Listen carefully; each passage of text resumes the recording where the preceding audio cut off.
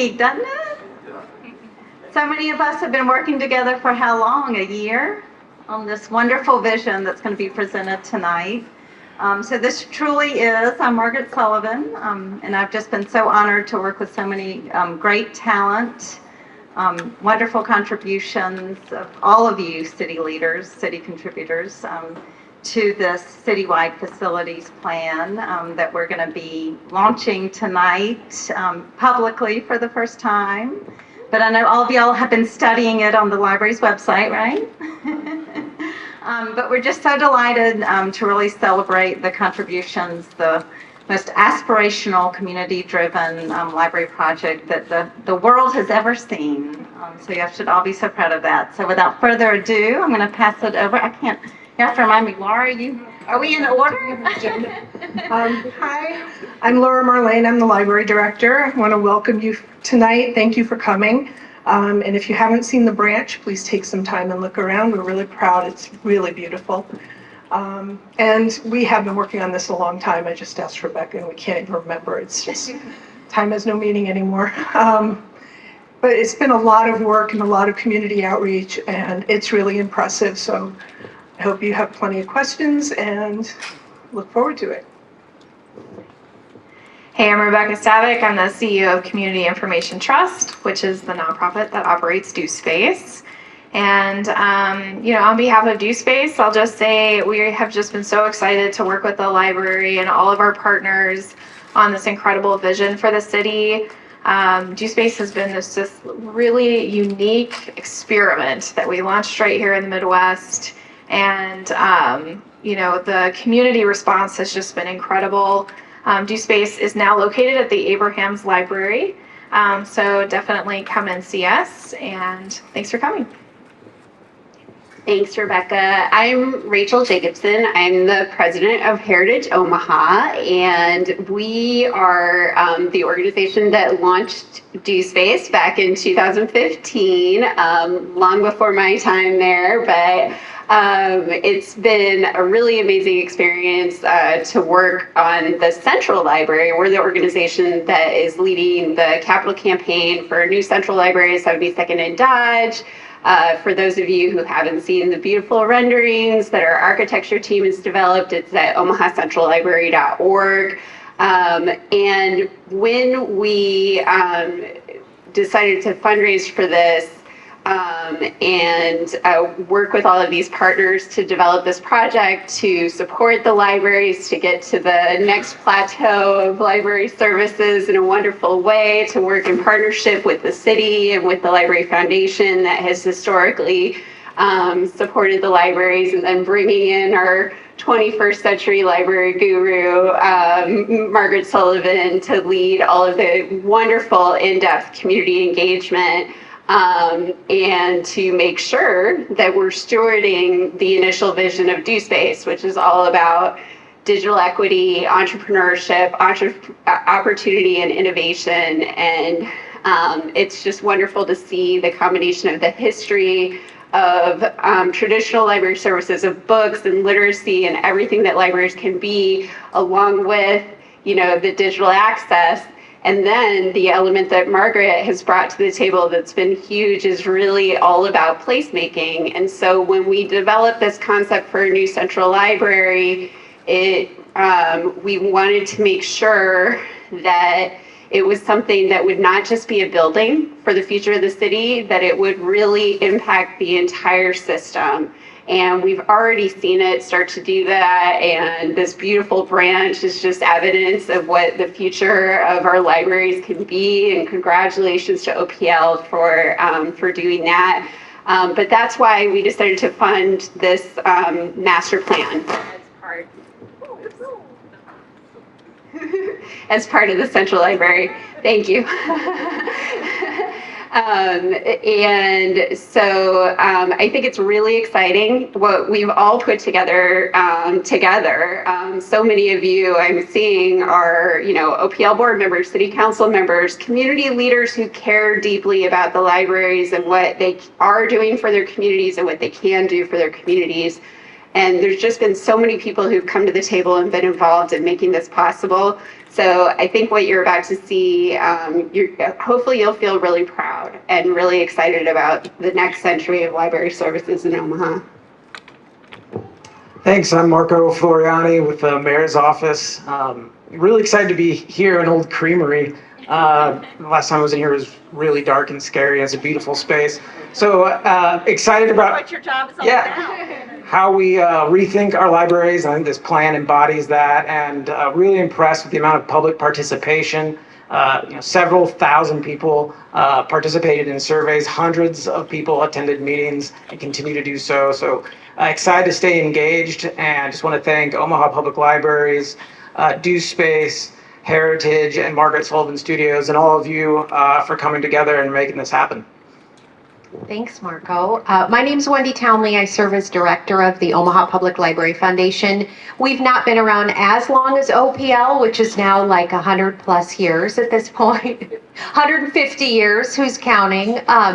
But the foundation, we were founded in 1985, and as Rachel had mentioned, our sole purpose has been fundraising for OPL and telling the OPL story. And for the past few years, it's been an honor to be part of all of the conversations going on at 72nd and Dodge, but also on this system-wide facilities study. I know many of you are donors to the foundation, so thank you. I also want to mention that what Rachel had said, the focus, it has been at 72nd and Dodge recently, but so many of our funders are just as passionate about all of our other branches, and the results of this work over the past year and what you'll see tonight really helps tell a story of the strength of our current branches and what they could really become with a significant public and private investment. So I think it's appropriate I'm standing between two people from the city with that public investment. So anyway, thank you all for coming tonight, and I hope you enjoy learning more. Thanks, Wendy. Hi, everyone. Everyone said everything that I was already going to say, so I'll keep it short and just say thank you for being here. My name is Keith Station. I work in the mayor's office along with Marco. I like when we practice what we preach.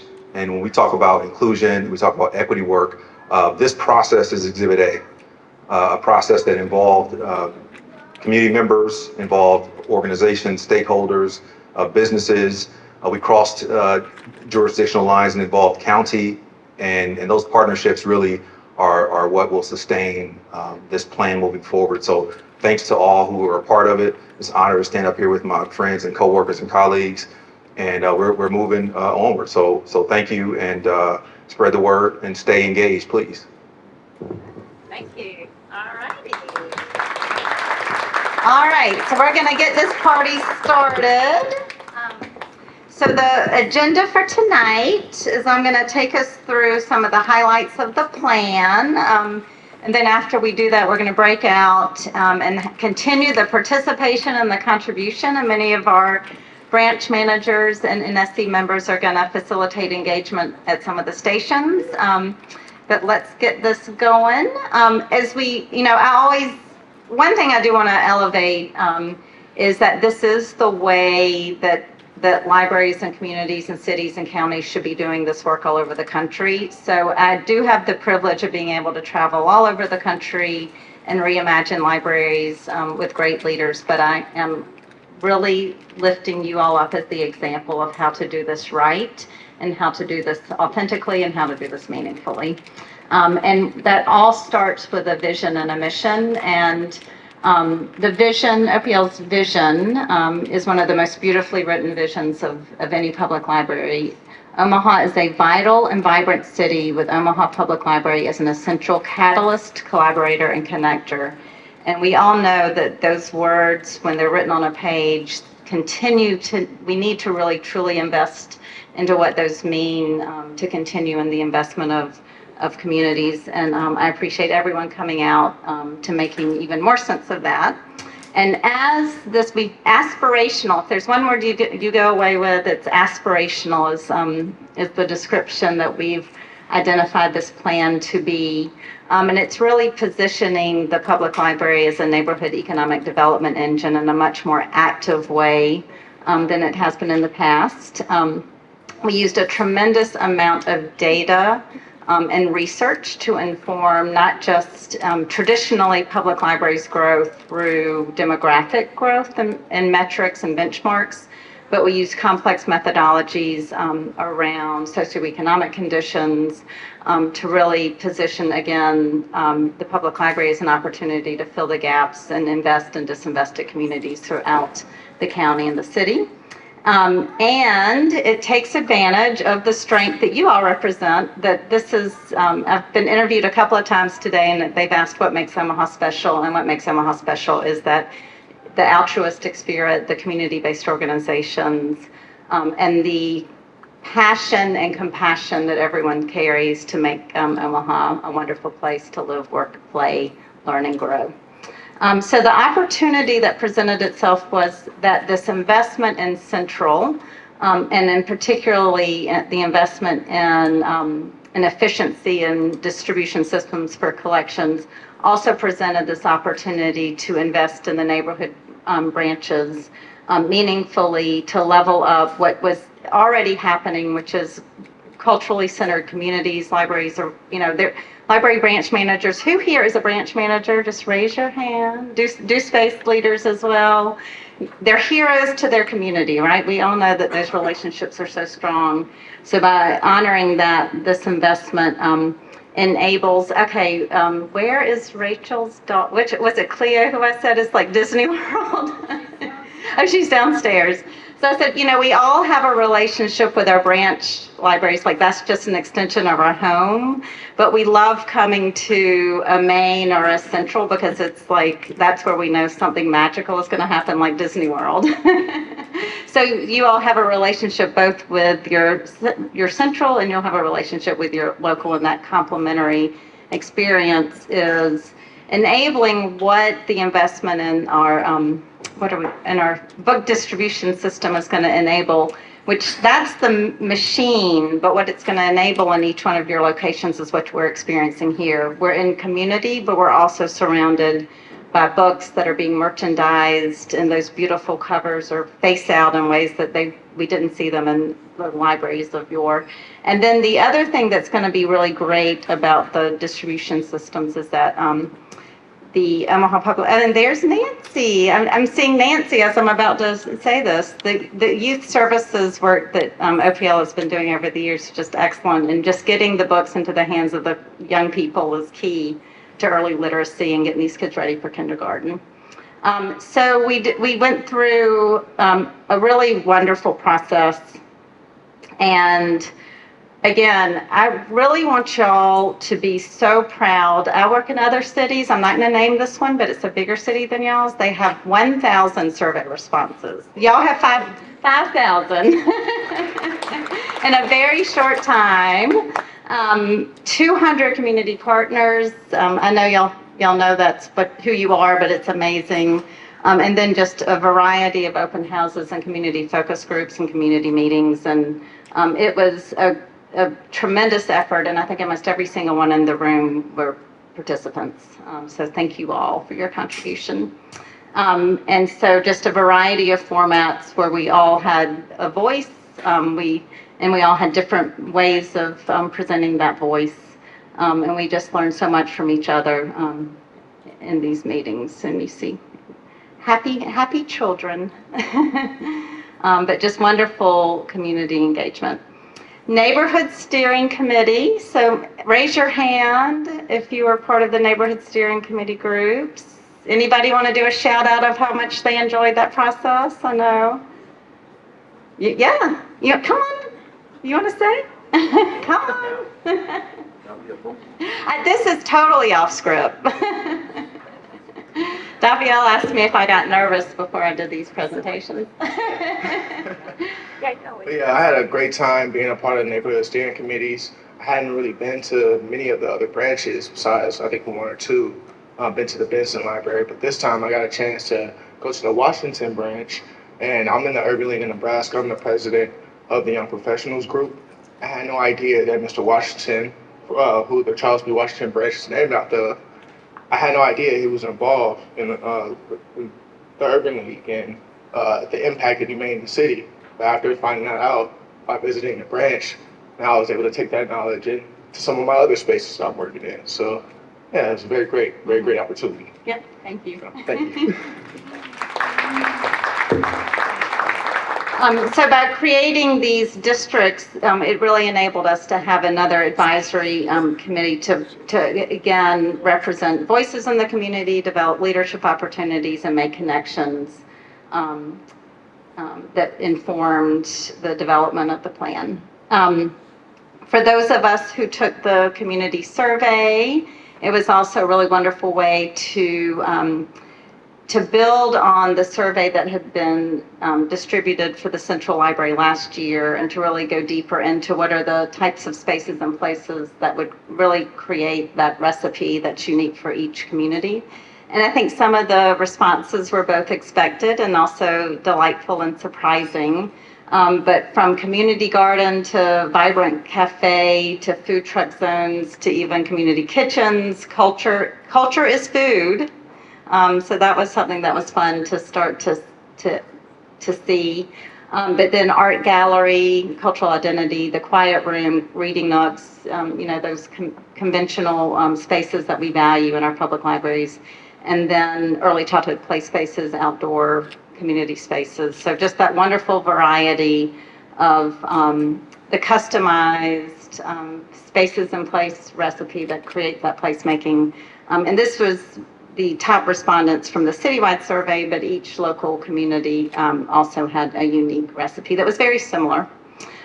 We did a lot. We won't go nerdy on you tonight, but if you want to go nerdy, there a lot of us got excited about the different ways that we aligned the goals of the social impact and community economic development goals with community partner strategic work, with the city strategic goals, as well as doing a good bit of research on the socioeconomic conditions in the city, which if any of you all have been at the UNO redlining exhibit, you'll see some of these socioeconomic patterns today are a carryover from that time. And I think with Keith's work in the city really pushing us to really look at neighborhood investment for those diversity and equity and inclusion goals that are both aligned with the city and the library.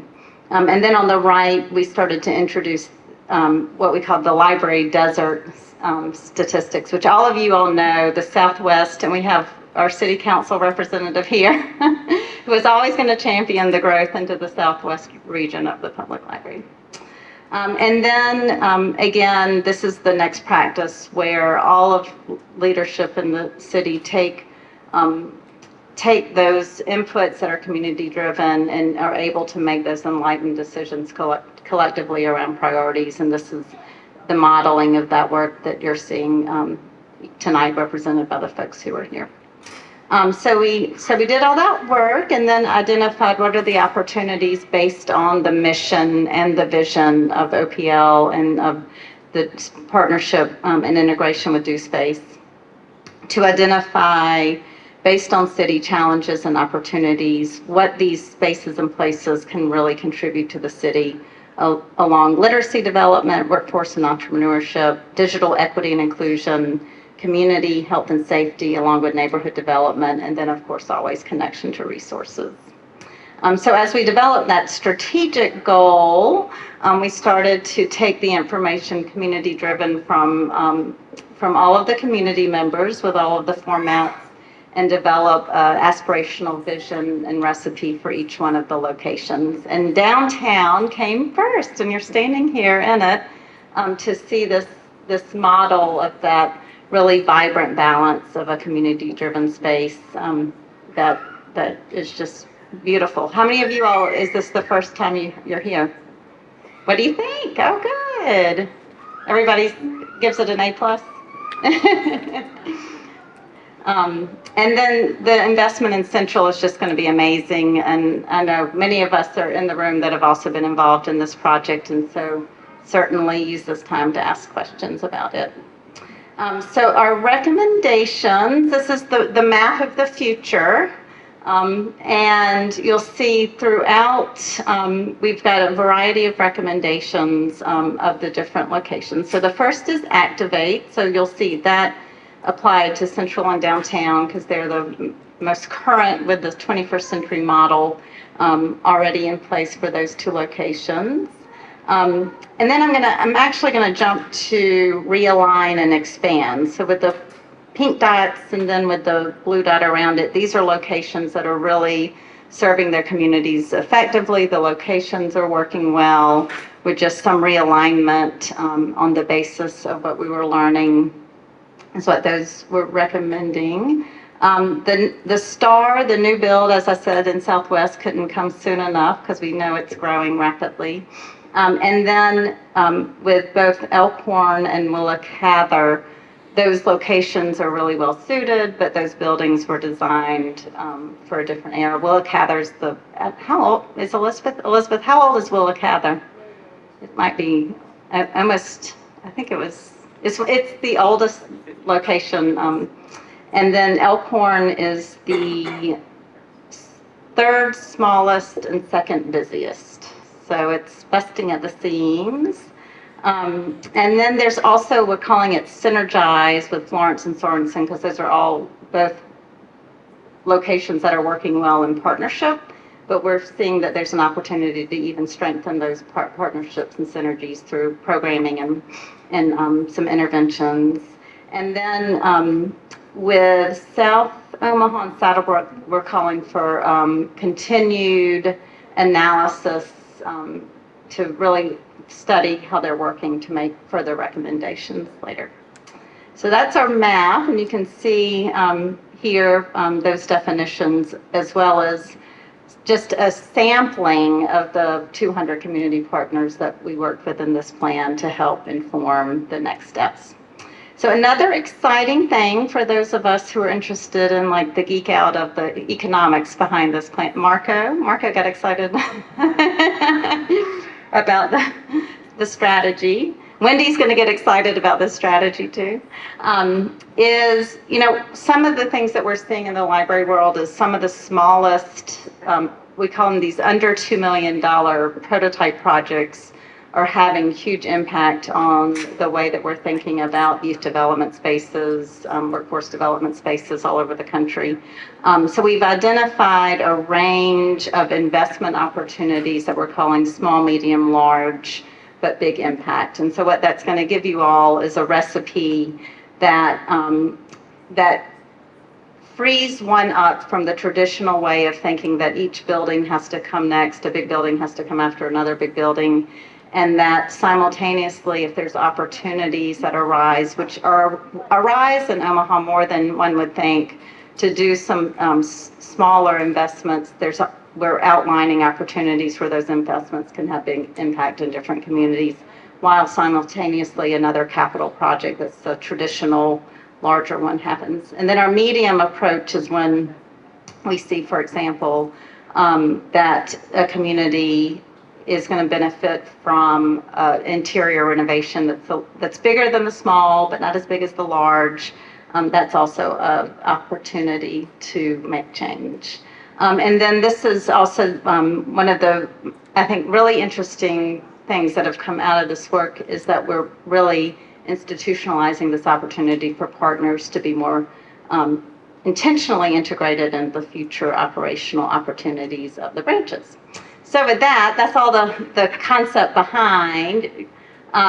Each location, from an equity standpoint, each location, no matter its size, has a series of core spaces that will enable the OPL's 21st century service model to flourish, a variety of meeting spaces that enable for those variety of activities, for partnerships, for group study, that we all need our public libraries to be now more than ever. And then what we've called as modifying spaces is these specialty programs that in some locations, there might be dedicated spaces that are specialty, and in some locations, these programs will modify our core spaces or our meeting spaces. So it gives eminent flexibility, no matter the size or shape of the locations. So drum roll, we're taking you through, and we're going to just at a high level speak to some of the highlights of some of these locations. But Charles B. Washington, all of these are precious children to me. All of them are our favorites who worked on the plans. But Washington's is a great first example because it has so many of the components comprehensively that this plan calls for. So what you're seeing is those light gray spaces are those communities, social spaces, intergenerational living room, a welcome area that has wonderful book display. The collections will be local and curated collections, art galleries, and then dedicated spaces for youth and families. There are a lot of family visitations that happen at Washington now. And then a Do Space presence that really builds the digital literacy and digital equity that in North Omaha that is badly needed. And then a variety of meeting rooms for, this is just, North Omaha is rich with an ecosystem of community-based partnerships. And so Washington is really designed to celebrate and amplify and connect those partnerships in creative and innovative ways. And then we got somebody who started their business at Washington in the room, but just really catering to those creatives through Podcast Booth, Storytelling Lab, and creating an environment that in many ways Washington is behaving like this already. The spaces just aren't designed for folks to really flourish. So that's with Washington what we're really pulling out. Benson is a wonderful location. It's a great building already. It's very open, and this is calling for it to be anchored in. I think it was just recently named the Arts District. So it's designed to really continue to anchor in the Arts District. It serves families. It serves young families, but it's also serving a diverse mix of folks who need social services, and it's also serving a teen population, a growing teen population. So you're starting to see those spaces and places introduced in Benson. It also has a community center across the street, so this plan is calling for more intentionality around all of the public spaces in the city to be integrated, and those stars, or we're calling them pop-ups, that can also connect neighborhoods more intentionally with programming. Florence is, it's such a great center already, of a community center, but it just needs a little bit of, at the entry, if we could just pull it together formally to make you feel like you're in one wonderful circus tent with all these recreational activities, learning activities. And then we're also calling for activating the outdoor spaces so that it can really connect to that Main Street kind of feel that Florence neighborhood is. And we know folks love Florence because I think years ago when it was called to potentially close down, folks came out in droves to keep it open. So Swanson, similar to Florence, has the rec center on the lower level and the library on the upper level.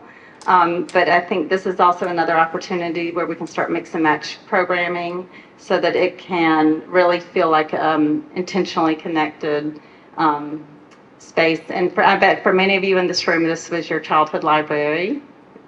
And it's just embedded in the neighborhood and such a wonderful resource in that community. South Omaha has such great partnerships, which we learned. Who's here from the NSC, who was on the South Omaha?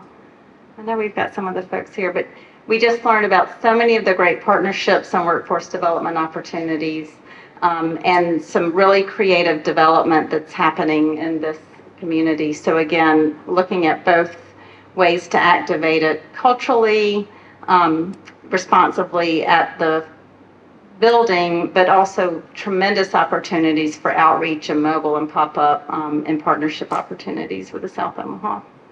Willa Cather, also another beloved library that probably was one of yours from childhood. And so it's a great location.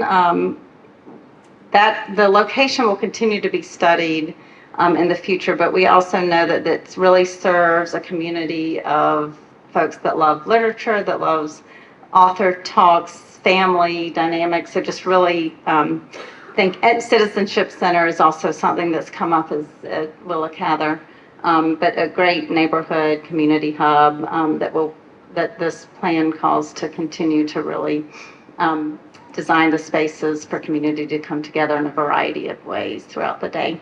Millard is successful beyond its space, but as we look at a southwest branch as well as Elkhorn growing, we can see Millard, we're not calling for Millard to increase in size, but with the expansion of other locations, it'll alleviate what we call the pressure on Millard.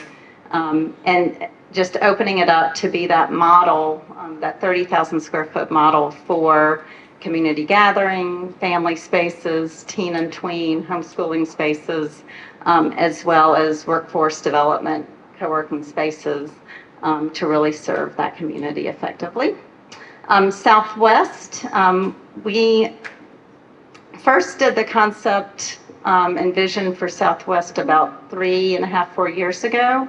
So that theory of library design was called storytelling in all its vibrant forms, and it's really formed the basis of the work that we're doing today. And we also had great conversations with parks, and so this in Southwest, it's also an opportunity to envision a co-location model where how many of you all have to bus your children all over town to get to piano lessons, to soccer practice? And so it's really thinking about putting all of the family-centered activities under one roof so that we're in community in one place together. Swanson's one of your most special modern buildings in all of Omaha. And I know, again, Swanson is another one of those locations that was your childhood branch. And so we're looking at really taking that main level and making it very family-centric, as well as opportunity for a really wonderful grand reading room on the other side of that space on the main level. But it's also the location where the Friends book sale is. So thinking about that main lower level, making it this really wonderful merchandising space for even more pennies to come in the door. Elkhorn, again, it's just busting at the seams. You've got crafters who bring their own sewing machines and really take ownership of that space. And so again, much like Southwest and Millard, making it that full service storytelling in all its vibrant forms for families and the seniors that are using that space now, and another opportunity for co-location with Parks and Rec. And Abraham's, it's already prototyping into that wonderful tech digital literacy hub with the DoSpace integration. And so continuing to be a tech-focused digital literacy space, but also that wonderful community gathering spot with meeting rooms and outdoor space for outdoor activities. And then Saddlebrook is another location that I think serves a tremendous amount of families and young people in a variety of ways, and really looking at it aspirationally to integrate its relationship more intentionally with Parks and Rec and with the school to activate it again for storytelling in all its vibrant forms.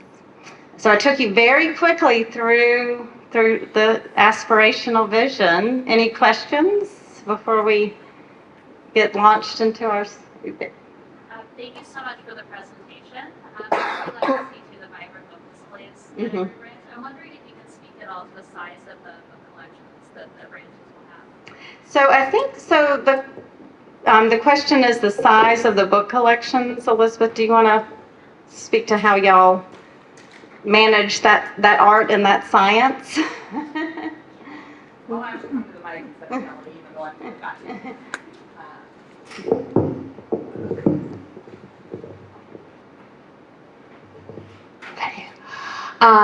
Well, I've met a lot of you, but my name is Elizabeth Johnson. I'm Senior Manager of Operations here at Omaha Public Library. One thing I have talked a lot about, and with many of y'all in this process who love our collections, And if there's another word in addition to aspirational that I would love people to take forward, it's like, we will still have books. Really what we're excited about with some of these changes is to continue to have the ability to curate really thoughtfully what's on the shelf, when we do that through any number of ways now, but continue to increase our ways to do that. Millard and Southwest Omaha in particular, I mean, those checkouts are huge there. Elkhorn is, my tagline for Elkhorn is it's our second busiest branch and our third smallest building. They do a tremendous amount of moving of materials. We anticipate Southwest will need a huge opening day collection to meet that community need. But really for all the locations, materials are the number one service that we provide, and that's going to continue to be the plan. I think what this hopefully helps us do is to continue to complement that collection with a variety of spaces and curate really intentionally what's there, and growing the collection and managing the collection based on kind of the community need. And again, Margaret mentioned art and science. Some of that's data driven. Some of that is talking to people on the floor. Our staff have a tremendous sense of what people ask them for and what's needed, and that's feedback they give us. So yes, collections are very much a part of this. Vibrant book displays are kind of listed on the plan, but actual collection stacks, such as you see here, are very much part of our future, we envision. So.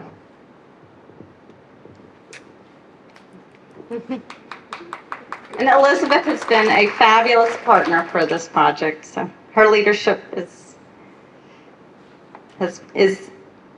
demonstrated throughout. So thank you, Elizabeth. Any other questions? Y'all just want to get to the food and to the activities and to the mingling? What's been the most challenging part of doing all this, and what's most needed? Oh, the most challenging and what's the most needed? Okay, I'm going to first start with the most needed. The most needed is social space and space for partners to come together, and that started to be clear to us when we did the first survey for Central last year, that one of the questions was in a post-pandemic world, what is it that what do we need and what do we need for each other? And it was spaces to come together, spaces to heal, spaces to gather, and spaces to engage in public discourse. You're seeing that request at almost every level. And then community partners are also echoing that they need spaces to come together to really leverage the strengths that they have in more meaningful ways. And I think there are many of folks in here in this room tonight that'll echo that. The most challenging has been that we haven't had enough time to speak to every single person who lives in Douglas County, right?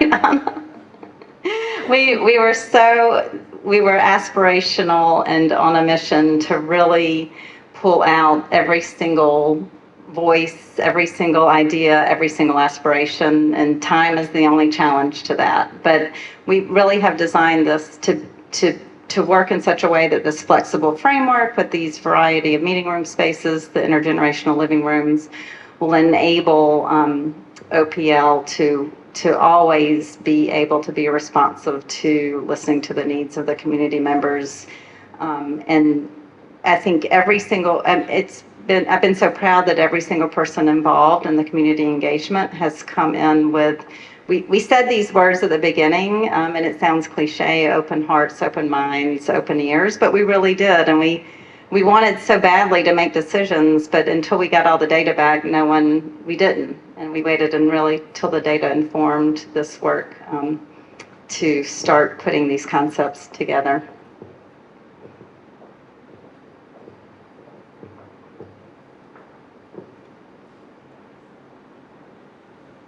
Any other questions?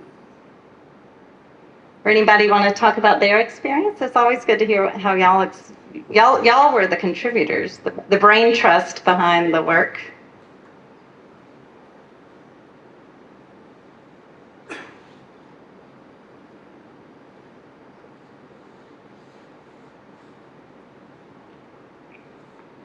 I will say that I really appreciate the process of reaching out to so many people and trying to get input and thinking about creative things. Mm-hmm.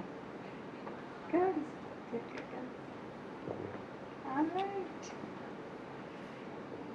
Paulette, I'll let you. Oh, Yeah. you said that you were surprised by how many people wanted the public spaces.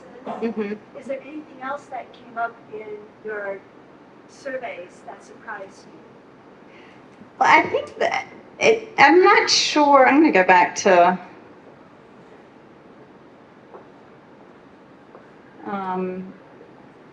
our bigger, maybe I'll go back to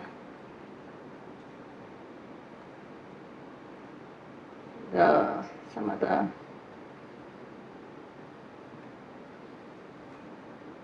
okay, here, I'll go here. I'm not sure I would say it was a surprise, but I personally thought it was really interesting how consistent, even though there definitely was variety across all of the branch locations, how consistent the public spaces of Community Garden, Vibrant Cafe, and the food truck zones and the community kitchen, that was kind of consistent throughout all of the locations. And then I think consistently the outdoor spaces, because, I think for you all in this climate, when you can go outside, you'll go as much as possible. And then also, it's not listed here, but also one of the top consistent requests throughout the survey for all the neighborhoods was history and genealogy and special collections was a priority. And then the tool library, I thought that was interesting. So I wasn't necessarily, me personally, and I would love to open the conversation up, that question to folks who are involved.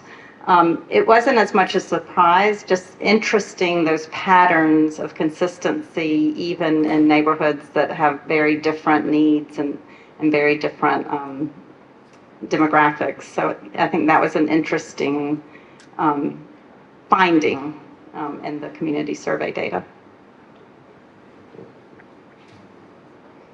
Anna was also one of the champions. Did anything surprise you in the results? Just the unique recipes. The unique recipes for each location. Yeah. Margaret, I have a question. Yes. I thought the process was very energetic and quite productive, but how often will the process of analyzing reviewing each library be done to make sure that they respond to the changes that we have in our community as necessary? So that's a great question. So the question, the validation and affirmation was that this was a very energetic process, and the question is how often will this this kind of process or the characteristics of this process be moving forward? And I think that's what we're in the process of determining that. Yeah. Elizabeth.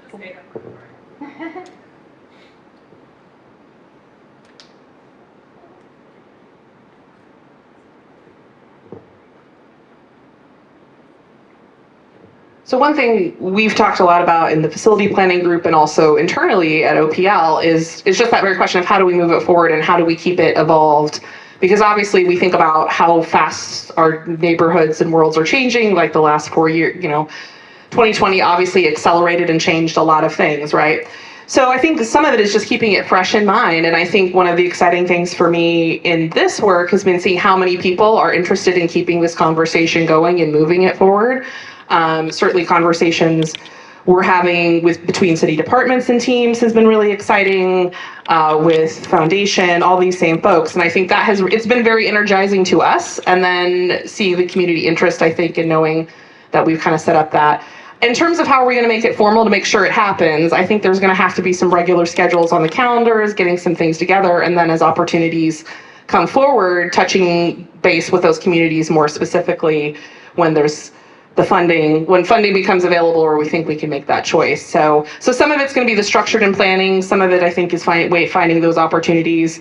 Obviously, our biggest thing right now is central library and working to continue to make that a reality, but knowing we have a great playbook for other opportunities and then keeping that up to date as we go. And again, our branch staff, I cannot speak highly enough of them and how in tune they are and what a great place that is, and a great source of information that we use to inspire projects all the time. So, and I'm sure that will continue.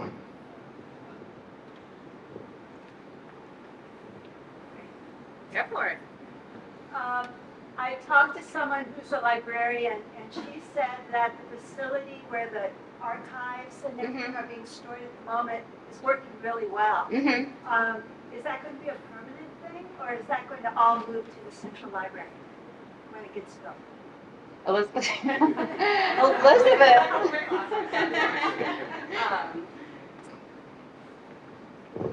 There's definitely a lot of learning. Yes. So kind of what that is in reference to, we have a location now. When we moved out of W. Dale, we split housekeeping essentially. So this is now our public library branch arm is here. And special collections and administrative staff and support moved to 84th and Center. And we were able there to create a genealogy room. It has the same hours of our 7-day-a-week branches. You can come do your family research, your local history research, all the wonderful resources we have are available there.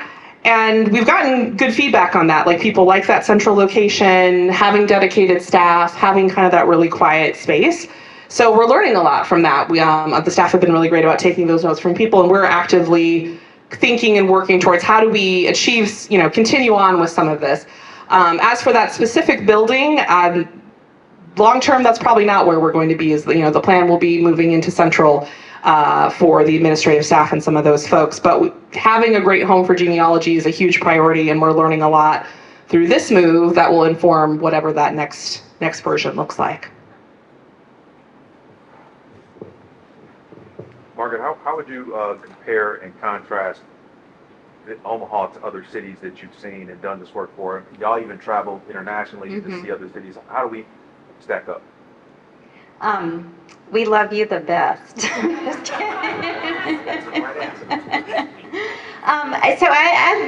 I think I've surfaced this in one of our meetings. Nebraska has one of the highest rankings for civic health because you're such a civically engaged state, but that definitely represented itself in the involvement and just the ease of cultivating the partners to participate in this work, the 5,000 contributors.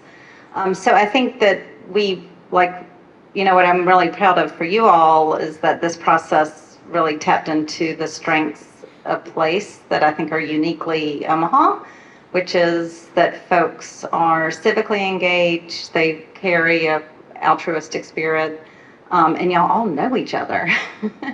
So there's a strength in that network that already exists, and we just brought in a process that tapped into the strengths to create the process. But I think where I was also really energized by what's unique about you all is that as a community, you trust your library, you trust your librarians, you love stories, you love the collections, but you are also,